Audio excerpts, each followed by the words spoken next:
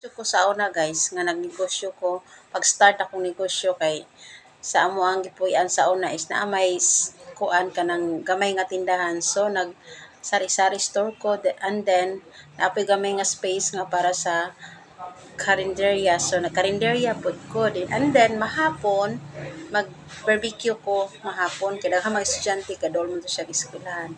And then naami silingan dito atong lugaraha nga kuan pud siya kanang nang negosyo pud siya o nisuhid pud siya sa moa guys og barbecue kada hapon. And then ang nahitabo kay ang mga customers dito man sa amoa jud mo paingon kay ganahan siguro sila sa among timplada. So daghan mi og customers din siya kanang gamay ra yang customer kanang kuan lang ba kanang ginagmay lang. So dito gyud sa amo mapadulong. So karon guys ang nahitabo kay nasuko man na siya kay nganong amuan na tanan ang customer wala dito sa iya.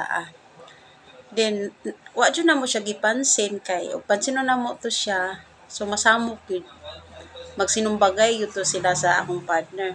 So wala gyud na mo siya gi-entertain gipasagdaan, ra gyud na mo siya nga gayaw-yaw siya.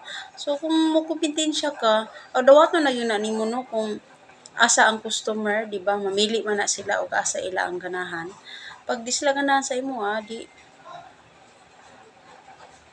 undang kag negosyo.